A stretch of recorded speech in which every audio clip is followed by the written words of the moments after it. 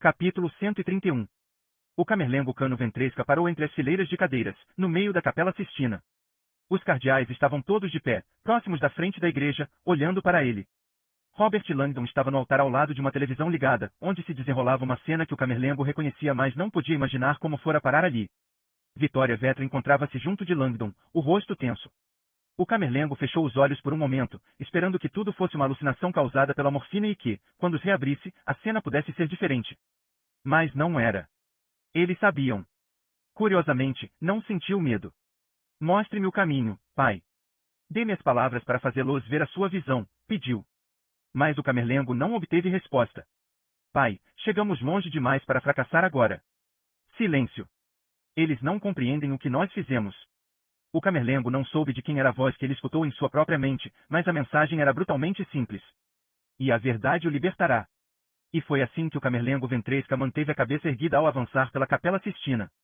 Andando na direção dos cardeais, nem a difusa luminosidade das velas suavizava os olhares penetrantes que eles lhe lançavam. Explique-se, diziam os rostos. Dê sentido a esta loucura. Diga que nossos temores são infundados. A verdade, disse o Camerlengo a si mesmo. Só a verdade. Havia segredos demais entre aquelas paredes, um deles tão sombrio que o levará à loucura. Mas da loucura viera a luz. Se pudessem dar sua própria alma para salvar milhões, disse ele, enquanto andava, não o fariam. Os rostos na capela limitaram-se a olhar para ele. Ninguém se mexia. Ninguém falava. Além das paredes, trechos alegres de cânticos vinham da praça. O Camerlengo caminhava para eles. Qual é o maior pecado? Matar o inimigo? Ou ficar inativo enquanto seu verdadeiro amor é esmagado? Eles estão cantando na Praça de São Pedro. O Camerlengo parou por um instante e contemplou o teto da Capela Sistina. O deus de Michelangelo, na abóbada obscurecida, olhava para baixo e parecia satisfeito. Eu não podia ficar parado, disse o Camerlengo. Cada vez mais próximo dos cardeais, ainda assim não encontrou nenhum lampejo de compreensão nos olhares deles. Será que não enxergavam a radiante simplicidade de seus atos? Não percebiam a sua necessidade absoluta? Haviam sido tão puros. Os Illuminati. Ciência e Satã juntos. Ressuscitar o antigo medo. Depois o esmagar. Horror e esperança. Fazê-los acreditar outra vez. Naquela noite, o poder dos Illuminati fora desencadeado mais uma vez, com consequências gloriosas. A apatia se evaporara. O medo percorrera todo o mundo como um relâmpago, unindo as pessoas. E então a majestade de Deus vencera as trevas. Eu não podia deixar de interferir. A inspiração viera do próprio Deus, aparecendo como um farol luminoso na noite de agonia do Camerlengo. Ah, mundo sem fé!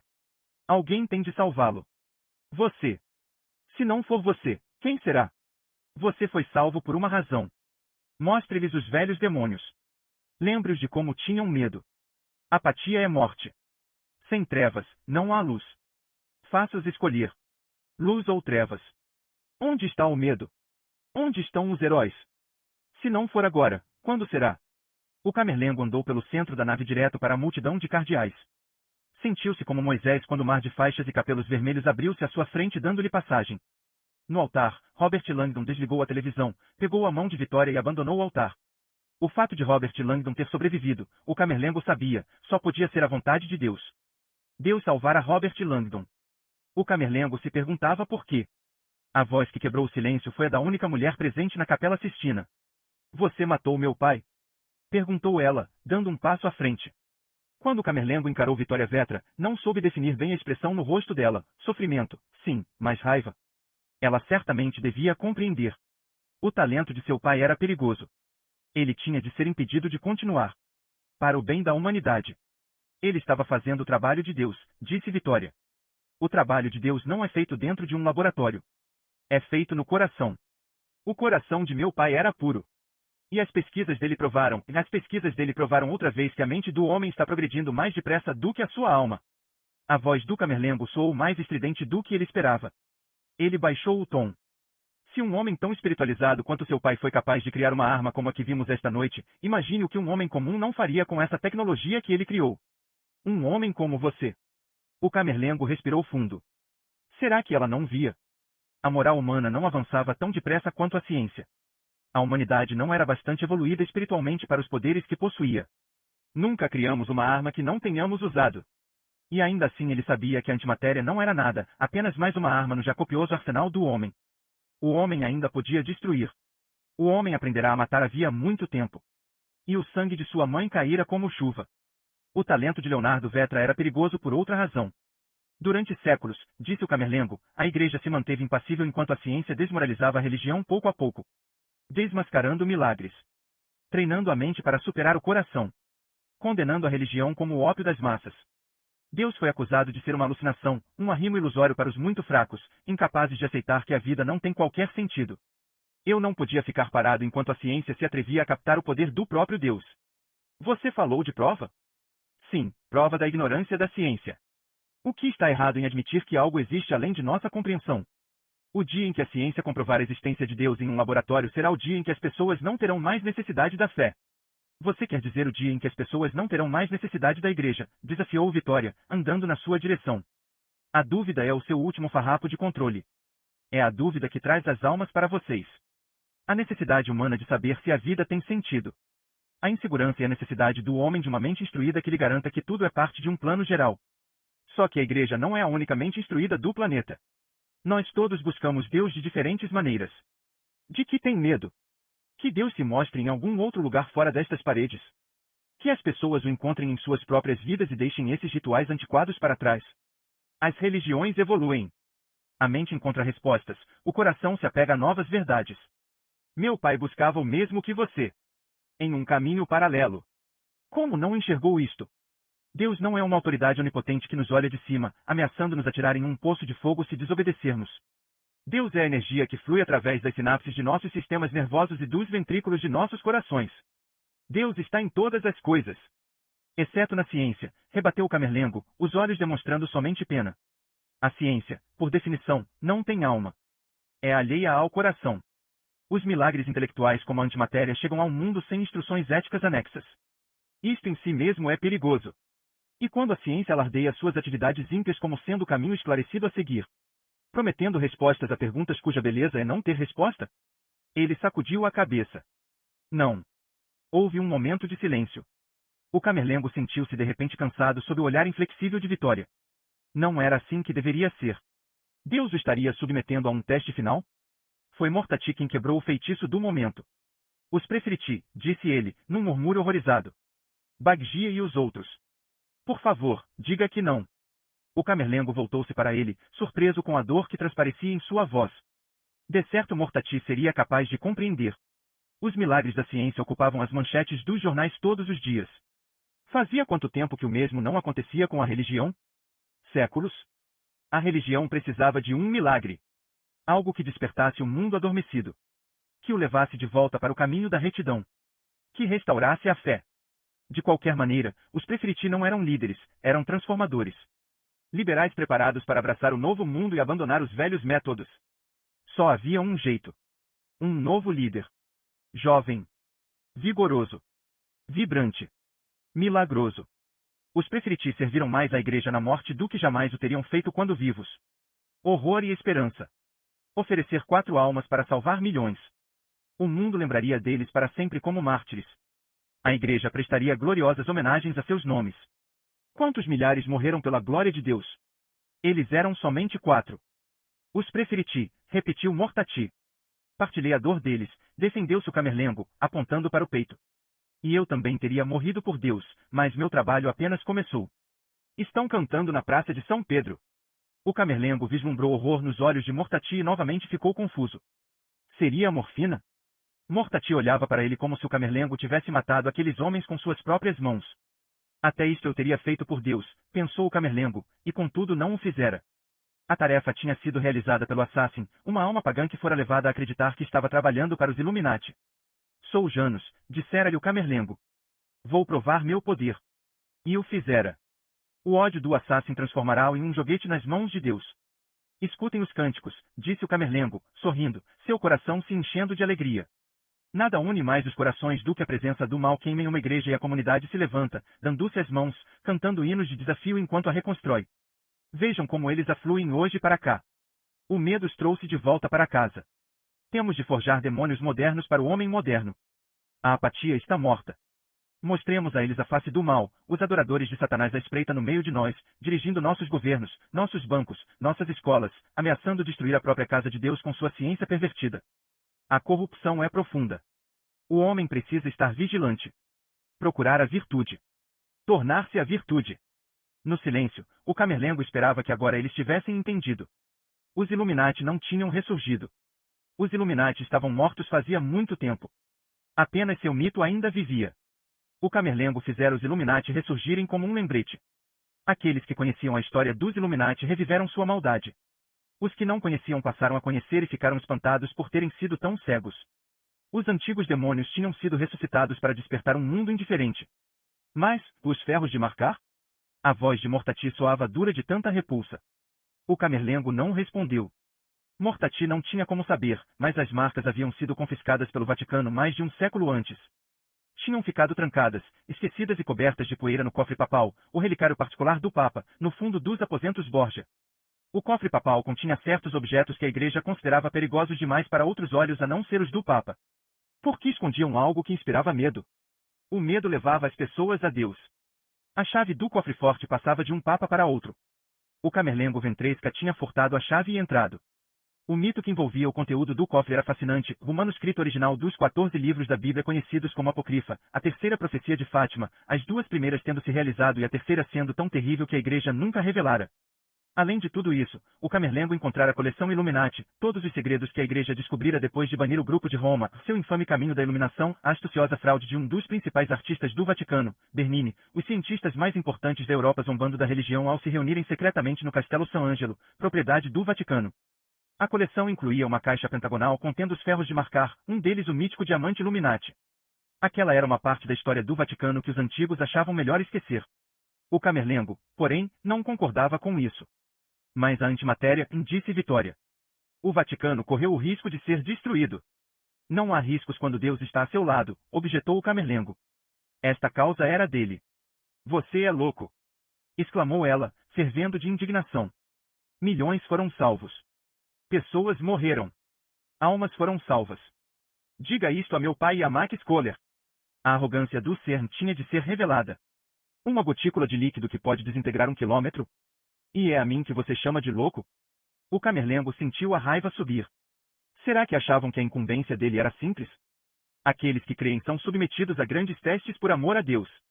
Deus pediu a Abraão para lhe sacrificar seu filho. Deus ordenou a Jesus que passasse pelo tormento da crucificação. E nós penduramos o símbolo da cruz diante de nossos olhos, sangrento, doloroso, agoniante, para nos lembrarmos do poder do mal. Para manter nossos corações vigilantes. As chagas no corpo de Jesus são uma lembrança viva dos poderes das trevas. Minhas feridas são uma lembrança viva da mesma coisa. O mal está vivo, mas o poder de Deus triunfará. Seus brados ecoaram na parede dos fundos da Capela Sistina e depois um profundo silêncio caiu sobre todos. O tempo parou. O último julgamento, de Michelangelo, erguia-se ameaçador atrás do Camerlengo, Jesus lançando os pecadores no inferno. Os olhos de Mortati encheram-se de lágrimas. O que você fez, Carlo? Perguntou Mortati, num sussurro. Ele fechou os olhos e uma lágrima rolou por sua face, com o Santo Padre. Um suspiro coletivo de dor ergueu-se, como se todos até então tivessem esquecido o fato, o Papa. Envenenado. Um mentiroso vil, disse o Camerlengo. Mortati protestou, chocado. O que quer dizer? Ele era honesto. E amava você. E eu a ele. Ah, como o amava! Mas a fraude. O juramento a Deus que foi quebrado. O Camerlengo sabia que naquele momento eles não compreendiam, mas logo compreenderiam. Quando lhes contasse, eles viriam. O Santo Padre era a fraude mais nefasta que a Igreja jamais tivera. O Camerlengo ainda se lembrava daquela noite terrível. Ele voltará de sua viagem ao CERN com as informações sobre o gênese de Vetra e o poder horripilante da antimatéria. O Camerlengo estava certo de que o Papa veria os perigos envolvidos na descoberta, mas o Santo Padre viu apenas esperança nos avanços científicos de Vetra. Chegou a levantar a possibilidade de o Vaticano financiar o trabalho de Vetra como um gesto de boa vontade para com a pesquisa científica baseada na espiritualidade. Loucura! A Igreja investir em uma pesquisa que ameaçava tornar a própria Igreja obsoleta? Em um trabalho que produzia armas de destruição em massa? A bomba que matara sua mãe, o senhor não pode fazer isto! Exclamara o Camerlengo. Tenho uma dívida muito grande com a ciência, replicara o Papa. Algo que escondi a minha vida inteira. A ciência me concedeu uma dádiva quando eu era jovem. Uma dádiva que nunca esqueci. Não compreendo. O que teria a ciência a oferecer a um homem de Deus? É complicado, dissera o Papa. Vou precisar de tempo para fazê-lo compreender. Mas antes há um fato a meu respeito que você precisa saber. Mantive segredo sobre isto durante todos estes anos. Acho que já é hora de lhe contar. E o Papa contará a ele a assombrosa verdade.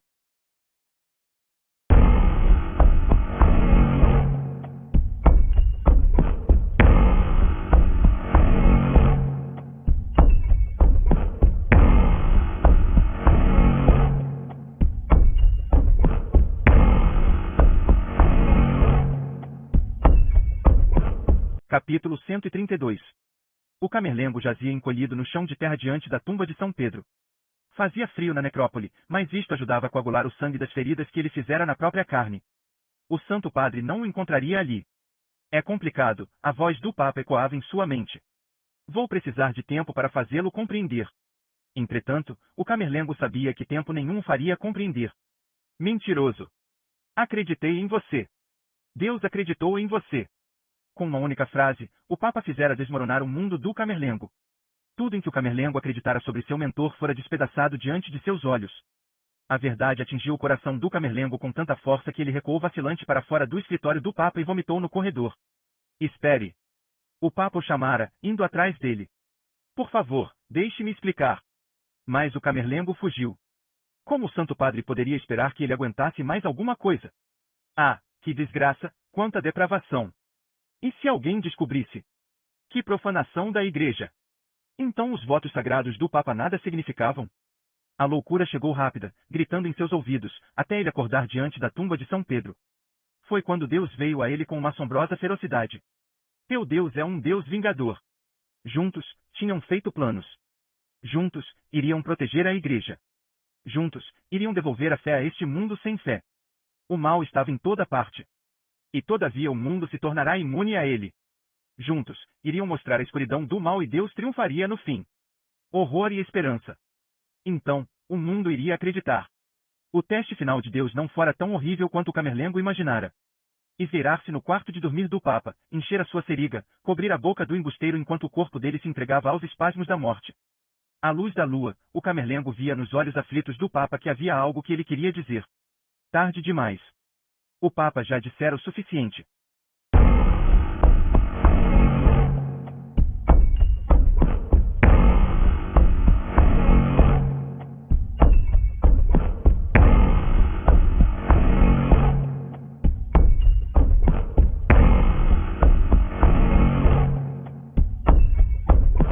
Capítulo 133.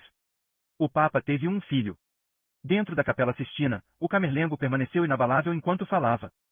5 palavras solitárias e uma conclusão estarrecedora. Toda a Assembleia pareceu recuar em conjunto. Os semblantes acusadores dos cardeais transformaram-se em expressões de pasmo, como se cada criatura ali dentro rezasse para o Camerlengo estar errado. O Papa teve um filho. O choque atingiu Langdon também. A mão de Vitória na sua estremeceu, e a mente de Langdon, já atordoada com perguntas não respondidas, procurou encontrar um centro de gravidade. A declaração do Camerlengo parecia que iria pairar acima deles para sempre. Mesmo no olhar delirante do Camerlengo, Langdon conseguia ver pura convicção. E tinha vontade de fugir dali, dizer a si mesmo que tudo não passava de um grotesco pesadelo e acordar em um mundo que fizesse sentido. Deve ser mentira! Gritou um dos cardeais. Não acredito! Protestou outro. O Santo Padre era um dos homens mais piedosos e sinceros que já existiram. Foi Mortati quem falou em seguida, com um fio de voz, abalado. Meus amigos, o que o Camerlengo diz é verdade. Todos os cardeais na capela voltaram-se para ele ao mesmo tempo, como se ele tivesse proferido uma obscenidade. O Papa realmente teve um filho. Os cardeais empalideceram de susto. O Camerlengo ficou estupefato. Você sabia? Mas como poderia saber uma coisa dessas? Mortati suspirou. Quando Sua Santidade foi eleito, eu fui o advogado do diabo. Ouviu-se o ruído de todos prendendo a respiração em uníssono. Langdon compreendeu. Aquilo significava que a informação era provavelmente verdadeira. O abominável advogado do diabo era a autoridade máxima quando se tratava de informações escandalosas dentro do Vaticano. Segredos vergonhosos nas vidas dos papas eram perigosos. Antes das eleições, eram realizadas investigações secretas sobre o passado dos candidatos por um único cardeal que servia de advogado do diabo, a pessoa encarregada de desenterrar razões por que cada um dos cardeais elegíveis não deveria se tornar papa. Essa função era uma indicação antecipada do papa em exercício como um preparativo para sua própria morte. O advogado do diabo nunca revelava a sua identidade. Jamais. Eu fui o advogado do diabo, repetiu Mortati. Foi como descobri. Os queixos caíram. Pelo jeito, naquela noite todas as regras estavam sendo atiradas pela janela. O camerlengo encheu-se de raiva. E você não contou a ninguém? Eu interroguei sua santidade, disse Mortati, e ele confessou. Explicou a história inteira e pediu somente que eu deixasse meu coração guiar a minha decisão de revelar ou não o seu segredo. E seu coração lhe disse para enterrar a informação? Ele era o candidato favorito para o papado. As pessoas o amavam. O escândalo teria afetado profundamente a igreja. Mas ele teve um filho. Quebrou seu voto sagrado de celibato. O camerlengo estava aos berros. Ouvia a voz de sua mãe. Uma promessa feita a Deus é a promessa mais importante de todas. Jamais quebre uma promessa feita a Deus. O Papa quebrou seu voto. Mortati parecia à beira do delírio de tanta angústia. Carlo, o amor dele era casto. Ele não quebrou voto algum. Ele não explicou a você? Explicar o quê? O camerlengo lembrava-se de ouvir o Papa dizer enquanto ele fugia correndo, deixe-me explicar. Lentamente, tristemente, Mortati contou toda a história. Muitos anos antes, o Papa, quando ainda era apenas um padre, apaixonara-se por uma jovem freira. Ambos tinham feito voto de celibato e nunca pensaram em romper seu compromisso com Deus. Assim mesmo, o amor deles se aprofundou e, embora conseguissem resistir às tentações da carne, viram-se ambos desejando algo em que nunca tinham pensado, participar do supremo milagre da criação, um filho. Seu filho.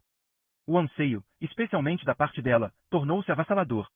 Mas Deus ainda vinha em primeiro lugar. Um ano mais tarde, quando a frustração tomara proporções quase insuportáveis, ela foi ao encontro dele toda alvoroçada. Acabará de ler um artigo sobre um novo milagre da ciência, um processo pelo qual duas pessoas, sem terem relações sexuais, podiam ter um filho. Ela pressentia que aquilo era um sinal de Deus. O padre viu a felicidade nos olhos dela e concordou. Um ano mais tarde, ela teve um filho por meio do milagre da inseminação artificial. Isto não pode ser verdade, disse o camerlengo, em pânico, esperando que fosse o efeito da morfina em seus sentidos. Devia estar ouvindo coisas. Mortati tinha lágrimas nos olhos. Carlo, foi por isso que o Santo Padre sempre apreciou a ciência. Achava que tinha uma dívida de gratidão. A ciência permitiu que ele experimentasse as alegrias da paternidade sem quebrar seu voto de celibato. Sua santidade contou-me que lamentava apenas uma coisa, que sua posição cada vez mais destacada na igreja lhe impedisse de estar perto da mulher que amava vendo seu filho crescer. O camerlengo Carlo Ventresca sentiu a loucura se instalando nele outra vez. Tinha ímpetos de rasgar a própria carne. Como eu poderia saber? O Papa não cometeu pecado nenhum, Carlo. Ele era casto. Mas, o camerlengo vasculhou sua mente angustiada à procura de uma base racional. Pensem nos riscos desses atos, a voz dele ficou fraca. E se essa meretriz dele aparecesse? Ou, Deus nos livre, se o filho aparecesse? Imaginem que vergonha seria para a igreja. Mortati disse com voz trêmula, o filho dele já apareceu. Tudo parou. Carlo, e Mortati quase sucumbiu, o filho do Santo Padre é você. Naquele momento, o camerlengo sentiu o fogo da fé quase se extinguir em seu coração. Tremia de pé no altar, emoldurado pelo último julgamento, de Michelangelo. Acabará de vislumbrar o próprio inferno. Abriu a boca para falar, mas seus lábios se moveram sem emitir som algum. Não vê. Disse Mortati, a voz embargada. Foi por isso que sua santidade foi ao seu encontro no hospital em Palermo quando você era pequeno. Foi por isso que o recolheu e criou. A freira que ele amava era Maria, sua mãe. Ela deixou o convento para criar você, mas nunca abandonou sua rigorosa devoção a Deus. Quando o Papa tomou conhecimento de que ela morrera em uma explosão e você, filho dele, sobrevivera milagrosamente, jurou a Deus que nunca mais o deixaria. Carlo, seus pais eram ambos virgens. Mantiveram seus votos a Deus. E assim mesmo encontraram uma forma de trazê-lo ao mundo. Você foi o filho miraculoso deles. O camerlengo tapou os ouvidos para não ouvir as palavras. Ficou imóvel no altar. Depois, com o mundo se desfazendo sob seus pés, caiu de joelhos e deixou escapar um gemido desesperado. Segundos. Minutos. Horas. O tempo perderá todo o sentido entre as quatro paredes da capela. Vitória libertou-se devagar da paralisia que tomara conta de todos.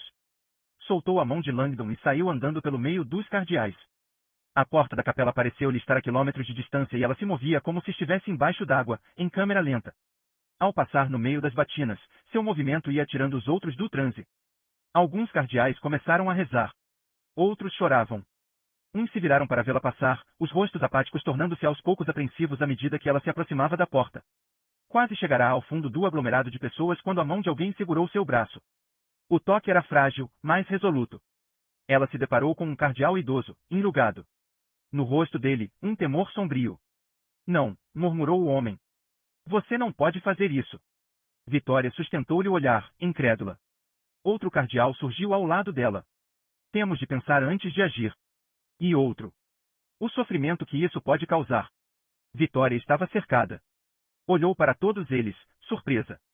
Mas os atos que foram cometidos hoje, esta noite, o mundo tem de saber a verdade. Meu coração concorda, disse o cardeal idoso, ainda segurando o braço dela, mas este seria um caminho sem volta. Precisamos levar em conta as esperanças destruídas. O ceticismo. Como as pessoas poderiam voltar a ter confiança um dia? Mais cardeais impediam-na de prosseguir. Havia uma parede de batinas negras em torno dela. Ouça as pessoas na praça, disse um. O que vai ser do coração delas? Temos de ser prudentes. Precisamos de tempo para refletir e rezar, disse outro. Temos de pensar antes de agir. As repercussões de tudo isso, e ele matou meu pai. Protestou Vitória. Ele matou o próprio pai dele. Tenho certeza de que ele vai pagar por seus pecados, disse tristemente o cardeal que segurava o braço dela. Vitória também tinha certeza e pretendia tomar providências para garantir que isso acontecesse. Tentou chegar à porta, mas os cardeais juntaram-se mais, os rostos assustados. O que vão fazer? Exclamou ela. Me matar. Os velhos empalideceram e Vitória no mesmo instante se arrependeu de ter dito aquilo. Podia ver que eram boas almas. Tinham enfrentado violência demais naquela noite. Não queriam ameaçá-la. Estavam simplesmente encurralados. Amedrontados. Tentando se orientar. Só desejo, disse o cardeal idoso, fazer o que é correto. Então vai deixá-la sair, declarou uma voz grave atrás dela. As palavras eram calmas, mas o tom era categórico. Robert Langdon postou-se ao lado de Vitória e segurou-lhe a mão. A senhorita Vetra e eu vamos sair desta capela. Agora. Sem jeito, hesitantes, os cardeais começaram a abrir caminho para os dois. Esperem. Era Mortati. Veio ao encontro deles pelo meio da nave, deixando Camerlengo sozinho e derrotado no altar. Mortati parecia mais velho de uma hora para outra, cansado além da conta. Caminhava como se carregasse um pesado fardo de vergonha. Ao chegar, pousou uma das mãos no ombro de Langdon e a outra no de Vitória. Vitória sentiu sinceridade no gesto. Ele tinha os olhos vermelhos. É claro que podem sair quando quiserem, disse Mortati. Claro, e fez uma pausa, seu sofrimento quase tangível.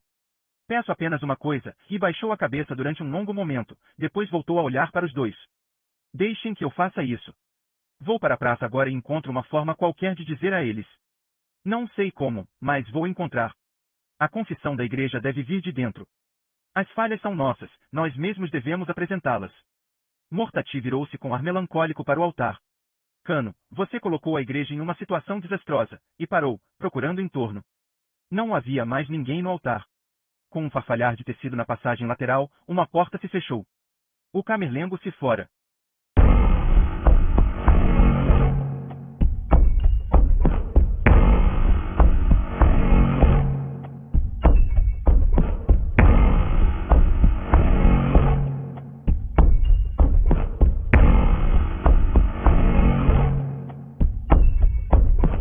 Capítulo 134. A batina branca do Camerlengo Ventresca ondulava enquanto ele se afastava pelo corredor que saía da Capela Sistina. Os guardas suíços ficaram perplexos quando surgiu desacompanhado de dentro da capela e lhes disse que precisava ficar sozinho um momento. Eles obedeceram e o deixaram passar. Agora, ao dobrar uma esquina e fora da visão deles, o Camerlengo sentiu um redemoinho de emoções que não imaginava que fosse possível um ser humano experimentar. Ele envenenara o homem que chamava de Santo Padre, o homem que o chamava de meu filho sempre achará que as palavras pai e filho faziam parte da tradição religiosa, mas agora conhecia a verdade diabólica, as palavras haviam sido literais. Chovia na manhã em que os funcionários do Vaticano bateram com força à porta do Camerlengo, despertando de um sono intermitente. O Papa, diziam, não respondia à porta nem ao telefone. O clero estava preocupado. O Camerlengo era o único que podia entrar nos aposentos do Papa sem se fazer anunciar. O Camerlengo entrou sozinho e encontrou o Papa, como na noite anterior, contorcido e morto em sua cama. O rosto de sua santidade parecia-se com o de Satã. A língua estava negra como a morte. O próprio demônio dormira na cama do Papa. O camerlengo não sentia remorso. Deus havia falado. Ninguém veria a traição, ainda não. Isto viria mais tarde. Ele deu a terrível notícia: sua santidade morrera de um derrame. Depois, o camerlengo preparou-se para o conclave. A voz de Mãe Maria sussurrava em seu ouvido: jamais quebre uma promessa feita a Deus. Estou escutando, mãe, respondeu ele. Este é um mundo sem fé. Eles precisam ser levados de volta para o caminho da retidão. Horror e esperança. É o único jeito. Sim, concordou ela. Se não for você, então quem será? Quem vai fazer a igreja sair das trevas? De certo nenhum dos preferiti. Eles eram velhos, à beira da morte, liberais que seguiriam o Papa, protegendo a ciência em sua memória, buscando seguidores modernos ao abandonar as velhas fórmulas. Homens velhos e atrasados fingindo pateticamente não o serem. Iriam fracassar, é claro. A tradição era a força da igreja, não sua transitoriedade. O mundo inteiro era transitório. A igreja não precisava mudar, precisava apenas lembrar ao mundo que isto era irrelevante. O mal está vivo. Deus triunfará. A igreja precisava de um líder. Velhos não inspiram ninguém. Jesus inspirou. Jovem, vibrante, vigoroso, milagroso. Saboreiem seu chá, o camerlengo disse aos 4 preferiti, deixando-os na biblioteca particular do Papa antes do conclave. Seu guia vai chegar daqui a pouco. Os preferiti agradeceram-lhe, todos animados pela oportunidade de entrar no famoso passeto. Extraordinário. O camerlengo, antes de sair, destrancar a porta do passeto e, na hora combinada, a porta se abrirá e um padre com aparência estrangeira e uma tocha acesa na mão fizeram os entusiasmados preferiti entrarem no corredor. De onde nunca mais saíram. Eles serão o horror. Eu serei a esperança. Não. Eu sou o horror. O camerlengo percorria agora com passadas incertas a escuridão da Basílica de São Pedro. De alguma forma, através da insanidade e da culpa, através das imagens de seu pai, através da dor e da revelação, até mesmo através dos efeitos da morfina, ele encontrara uma brilhante clareza. Uma noção de destino. Sei qual é meu propósito, pensou, admirado com tanta lucidez. Desde o início, nada naquela noite correrá exatamente como ele planejara. Obstáculos imprevistos haviam surgido, mas o camerlengo adaptara-se a eles, fizera ousados ajustes. Contudo, nunca imaginou que a noite terminasse daquela maneira, apesar de agora perceber a preordenada majestade de tudo. Não poderia terminar de outra forma. Ah, o pavor que sentirá na Capela Sistina, achando que Deus o abandonara. Oh, os atos que ele exigirá. O camerlengo caíra de joelhos, imerso em dúvidas, os ouvidos esperando ouvir a voz de Deus, mas ouvindo apenas o silêncio. Ele implorara por um sinal. Por orientação. Rumo. A vontade de Deus era aquela? A igreja ser destruída por escândalos e abominação? Não. Deus é que desejara que o camerlengo agisse. Não fora ele? Então, o camerlengo viu. Pousado no altar. Um sinal. Comunicação divina, algo comum visto sob uma luz incomum. O crucifixo. Singelo, feito de madeira. Jesus na cruz. E tudo se esclarecera, o camerlengo não estava só. Nunca estaria só.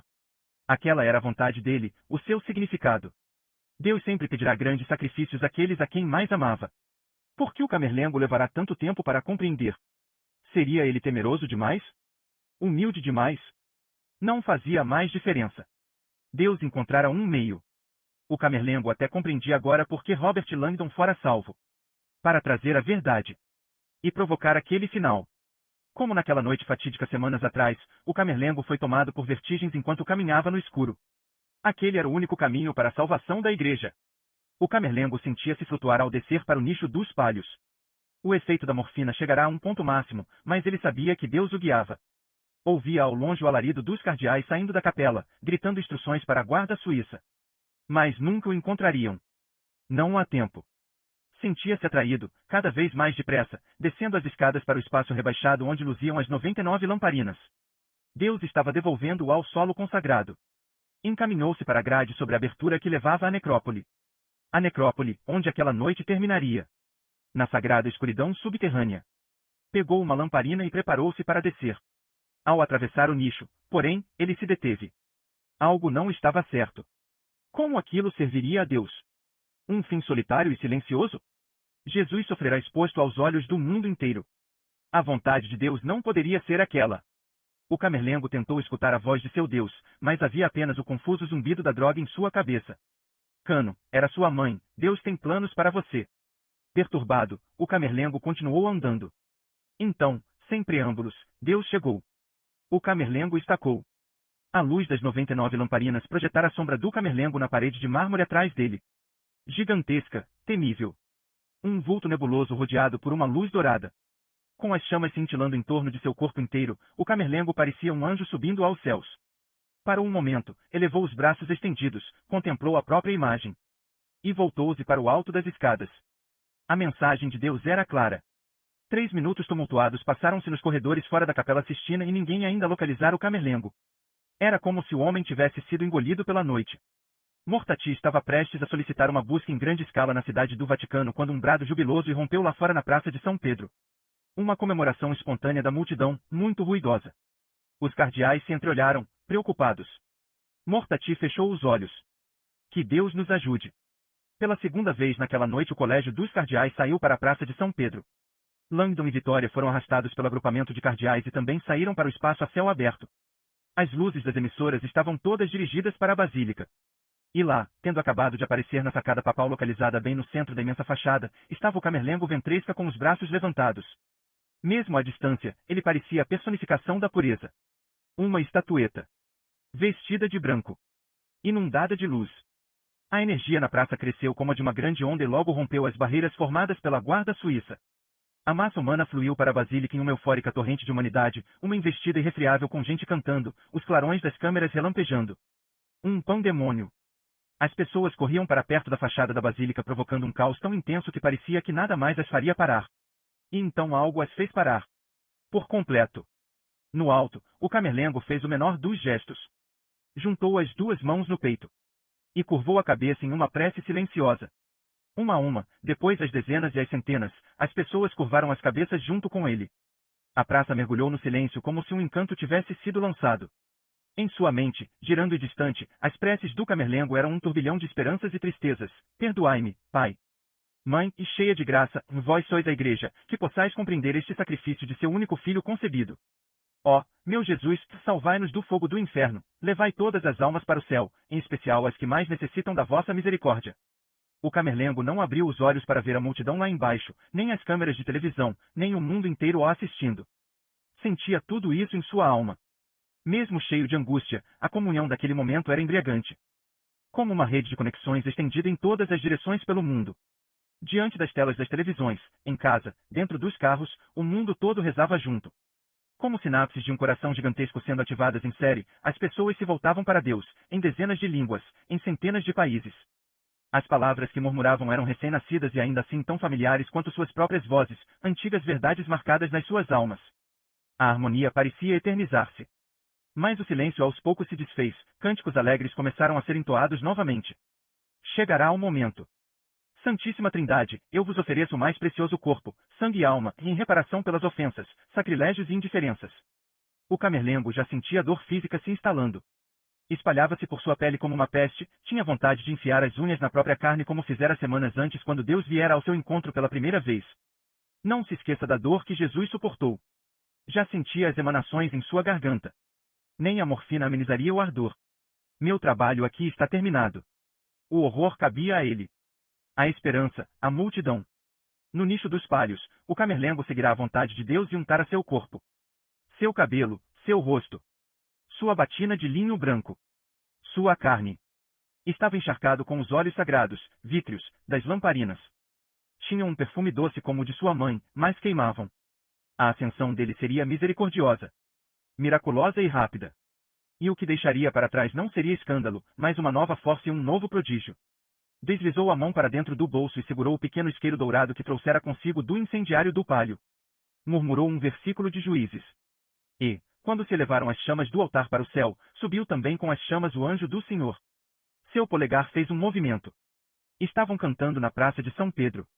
A visão que o mundo testemunhou ninguém jamais esqueceria. Na alta sacada, como uma alma que se libertasse de seu envoltório físico, uma pira de chamas luminosas irrompeu do meio do corpo do Camerlengo. O fogo subiu, engolfando por inteiro no mesmo instante. Ele não gritou. Levantou os braços acima da cabeça e olhou para o céu.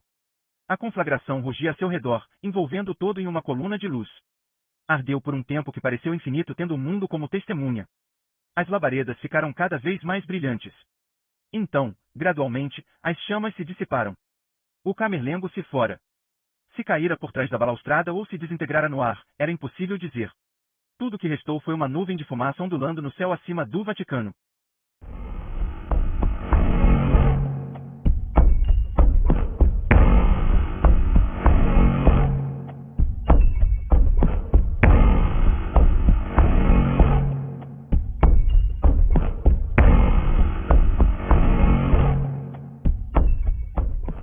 Capítulo 135. O dia demorou a raiar sobre a cidade do Vaticano. Uma chuvarada esvaziara a praça de São Pedro. A imprensa não arredou o pé, seus representantes amontoados debaixo de guarda-chuvas e nos furgões comentando os acontecimentos da noite. Em todo o mundo, as igrejas ficaram cheias. O momento era de reflexão e discussão para todas as religiões. Havia muitas perguntas, no entanto, as respostas pareciam provocar apenas perguntas mais profundas. Até então, o Vaticano se manteve em silêncio, sem fazer qualquer pronunciamento. Nas grutas do Vaticano, o cardeal Mortati ajoelhou-se sozinho diante do sarcófago aberto. Estendeu a mão e fechou a boca enegrecida do velho Papa. Sua santidade agora parecia em paz, repousando serenamente para toda a eternidade. Aos pés de Mortati havia uma urna dourada cheia de cinzas. Mortati pessoalmente juntara as cinzas e as levará até ali. Uma oportunidade de perdão, disse ele para sua santidade, colocando a urna dentro do sarcófago ao lado do corpo do Papa. Não existe amor maior do que o de um pai por seu filho. Mortati escondeu a urna sob as dobras da roupa do Papa. Sabia que aquele local sagrado era reservado exclusivamente para as relíquias dos papas, mas de alguma forma ele achava que aquela era uma atitude apropriada. Signore? Disse alguém, entrando nas grutas. Era o tenente Chartrand, acompanhado de 3 guardas suíços. Estão esperando o senhor para o conclave. Mortati assentiu com um gesto de cabeça. Lançou um último olhar para o sarcófago e depois se levantou. Dirigiu-se aos guardas. Já é hora de sua santidade ter a paz que mereceu. Os guardas se adiantaram e, com grande esforço, empurraram a tampa do sarcófago de volta para o lugar. Ela fechou com um estrondo conclusivo. Mortati estava sozinho ao atravessar o pátio Borgia em direção à Capela Sistina. Uma brisa úmida agitou a batina dele. Um cardeal saiu do Palácio Apostólico e veio ao seu encontro. Posso ter a honra de acompanhá-lo ao conclave, Signore?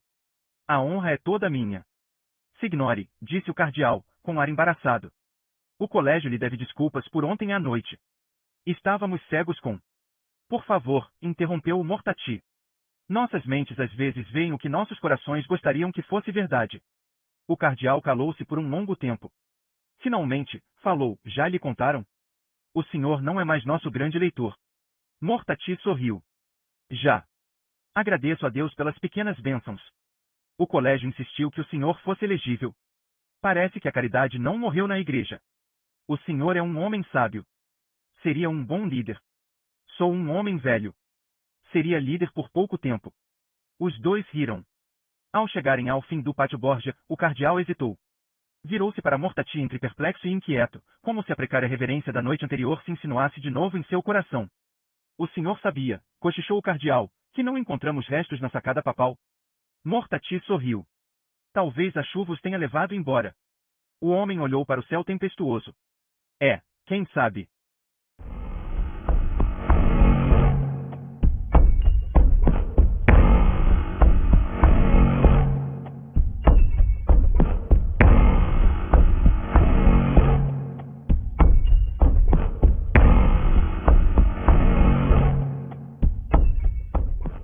Capítulo 136. O céu da manhã ainda estava pesado de nuvens quando saíram da chaminé da Capela Sistina as primeiras baforadas de fumaça branca. Os alvos fiapos encresparam-se no firmamento e aos poucos se dissiparam. Lá embaixo, na praça de São Pedro, o repórter Gunter Glick observava calado, refletindo. O capítulo final. Chinita Macri aproximou-se por trás dele e apoiou a câmera no ombro. Está na hora, disse ela. Glick sacudiu a cabeça com ar lúgubre.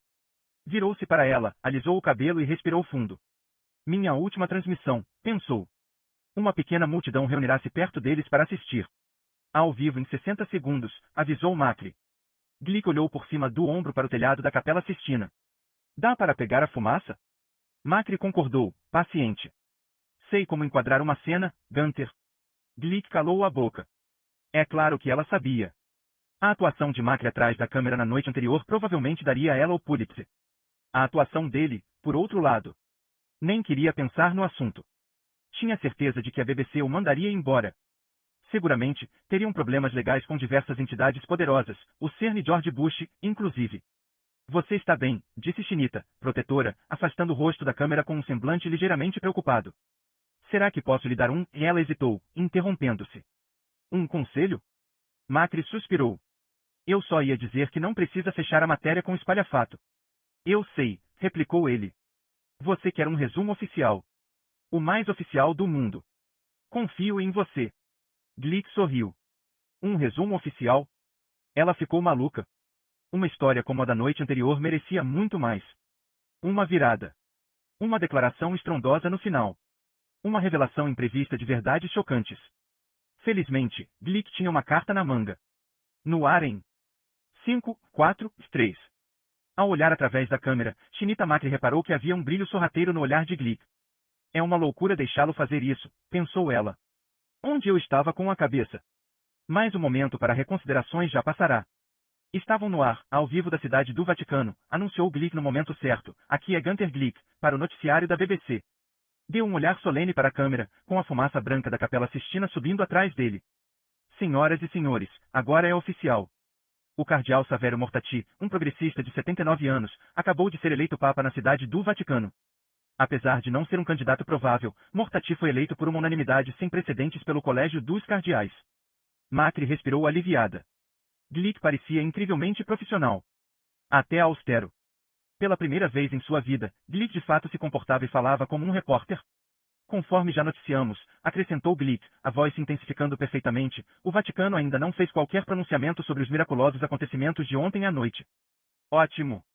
O nervosismo de Chinita diminuiu mais um pouco. Até aqui, tudo bem. Glick assumiu uma expressão pesarosa em seguida. Embora a noite passada tenha sido uma noite de prodígios, foi também uma noite de tragédias.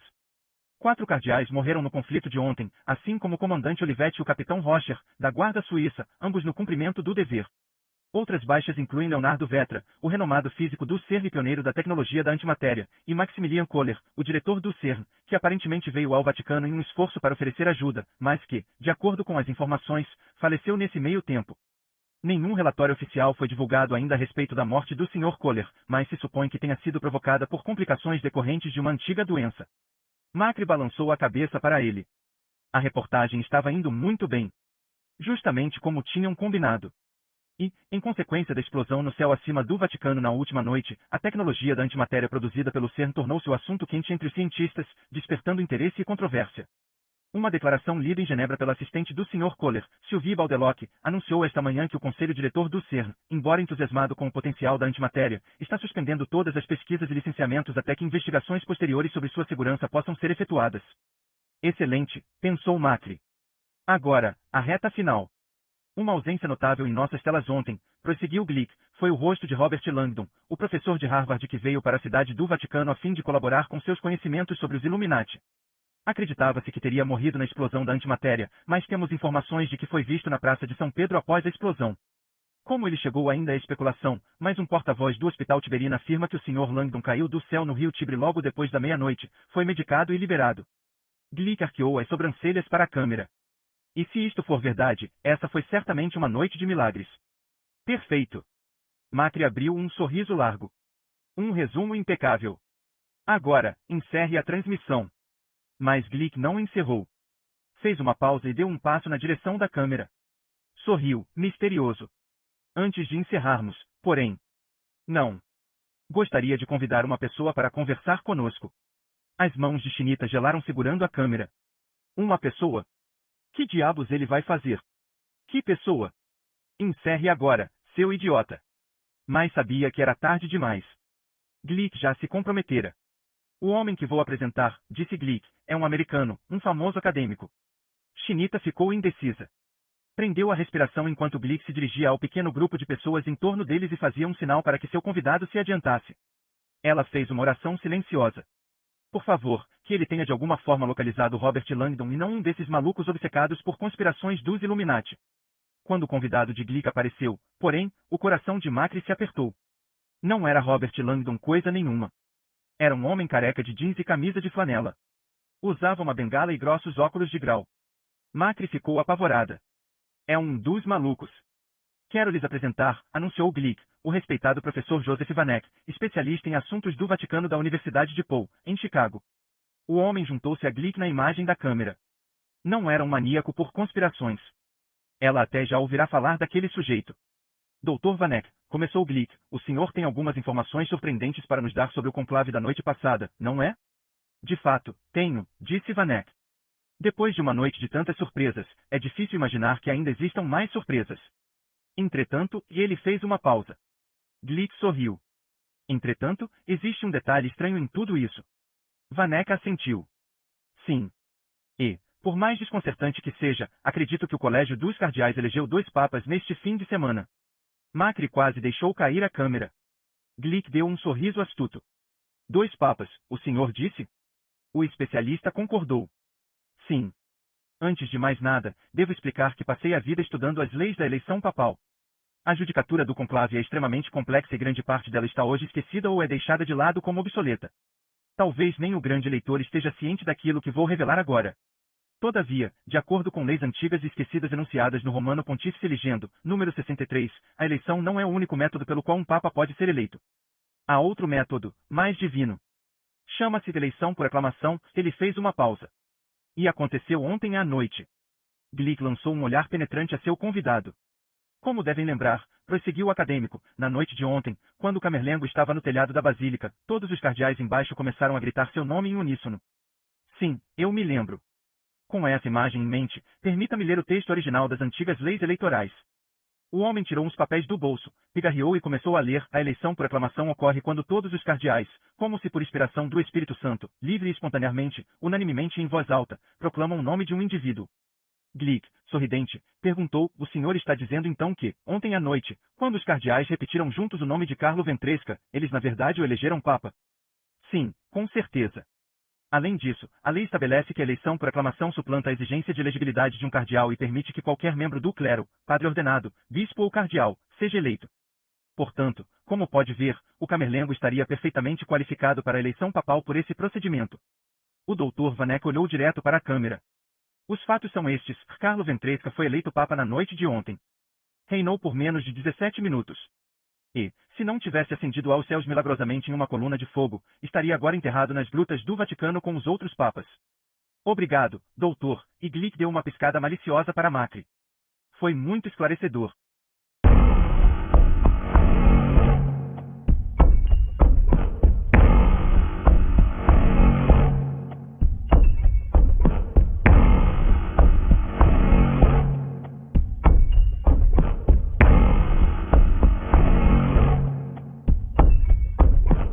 Capítulo 137. Do alto dos degraus do Coliseu, Vitória riu e voltou-se para ele, lá embaixo, chamando-o, Andy, Robert. Devia ter me casado com um homem mais moço. O sorriso dela era mágico. Ele tentou acompanhá-la, mas suas pernas pesavam como se fossem feitas de pedra. Espere, pediu. Por favor. Sua cabeça latejava. Robert Langdon acordou sobressaltado. Escuridão. Ficou deitado um tempo enorme na maciez estrangeira da cama, incapaz de saber onde estava. Os travesseiros eram de plumas de ganso, imensos e maravilhosos. O ar cheirava a pot-pourri. Do outro lado do quarto, 2 portas de vidro abriam-se para uma generosa sacada, onde uma brisa ligeira corria sob a lua meio encoberta pelas nuvens. Langdon tentou lembrar-se de onde estava e como fora parar ali. Farrapos de lembranças filtravam-se por sua consciência. Uma pira mística de fogo, um anjo se materializando em meio à multidão, a mão leve pegando a sua mão e levando pela noite afora, guiando seu corpo exausto e machucado através das ruas, levando para lá, para aquele apartamento, empurrando meio adormecido para uma ducha escaldante, levando para aquela cama e velando por ele enquanto ele adormecia como se desmaiasse. Na penumbra, Langdon enxergou uma segunda cama. Os lençóis estavam desarrumados, mas a cama estava vazia. De um dos aposentos ao lado, ouviu o ruído abafado mas constante de um chuveiro aberto.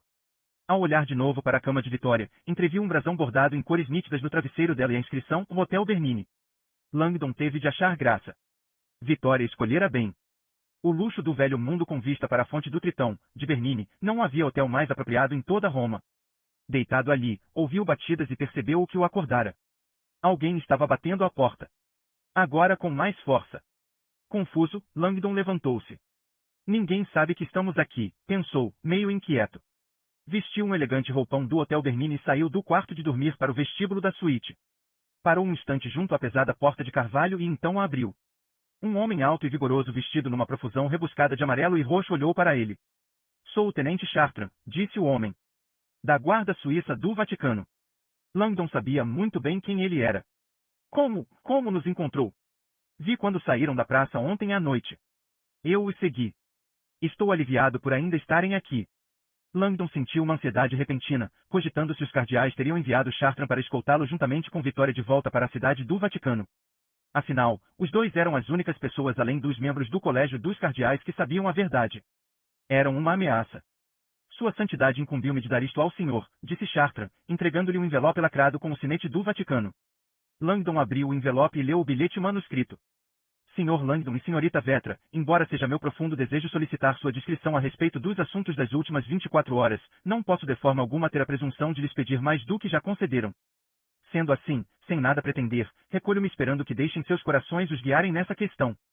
O mundo hoje parece um lugar melhor e talvez as perguntas sejam mais poderosas do que as respostas. Minha porta estará sempre aberta para ambos. Sua Santidade, Savério Mortati.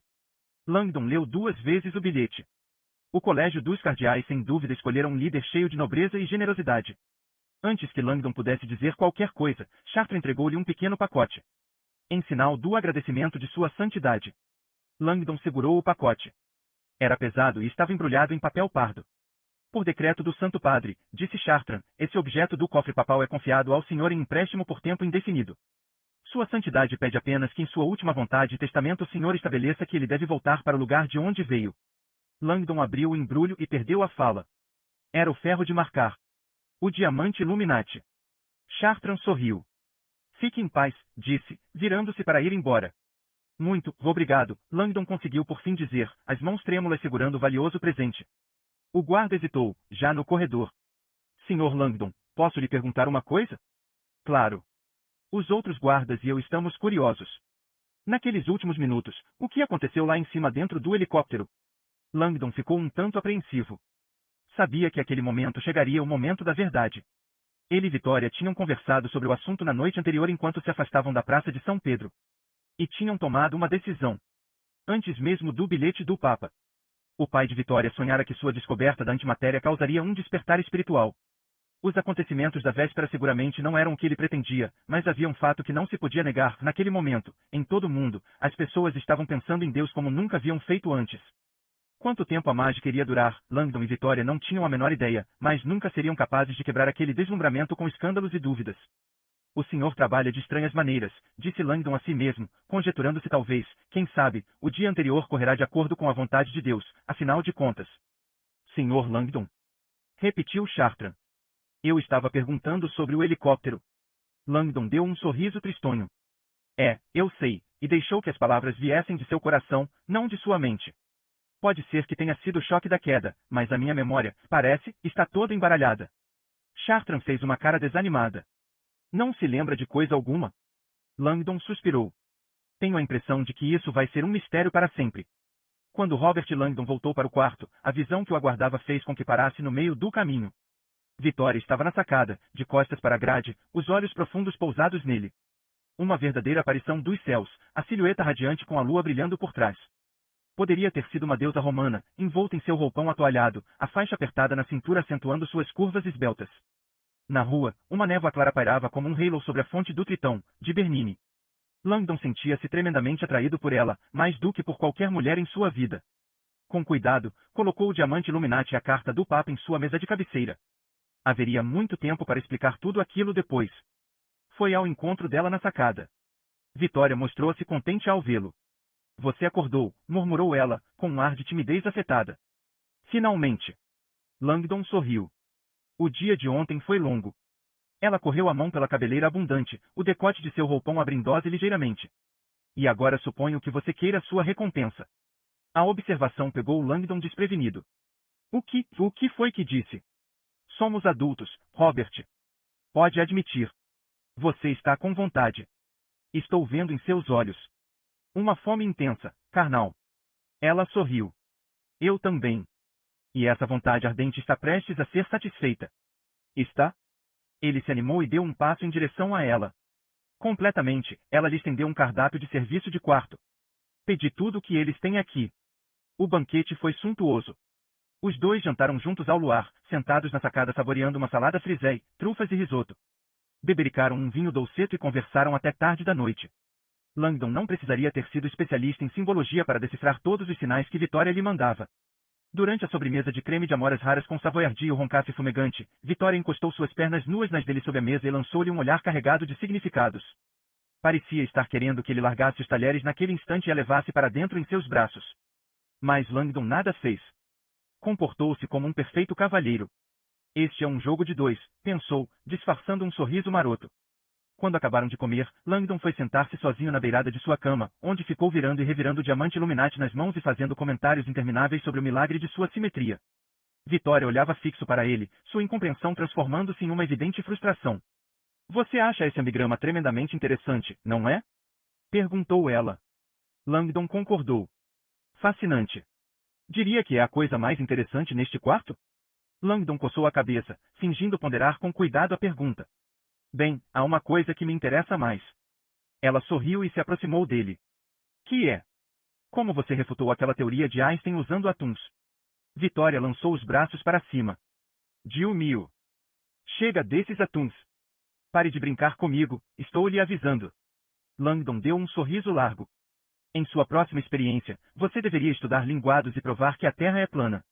Vitória estava furiosa, mas os primeiros vestígios de um sorriso exasperado apareceram em seus lábios. Para sua informação, professor, minha nova experiência vai marcar a história da ciência. Pretendo provar que os neutrinos têm massa. Os neutrinos têm massa? Langdon fez uma cara espantada. Eu nem sabia que eles eram comestíveis. Com um movimento fluido, ela o derrubou e o imobilizou. Espero que você acredite na vida depois da morte, Robert Langdon. Vitória ria enquanto se sentava em cima dele, as mãos prendendo, os olhos cheios de malícia. Na verdade, disse ele, rindo mais ainda, sempre achei difícil imaginar alguma coisa além deste mundo. É mesmo? Quer dizer que nunca teve uma experiência religiosa? Um momento perfeito de êxtase glorioso? Langdon sacudiu a cabeça, negando. Não, e duvido muito que eu seja o tipo de pessoa que jamais possa ter uma experiência religiosa. Vitória deixou cair seu roupão. Você nunca foi para a cama com uma mestra de yoga, foi? Fim.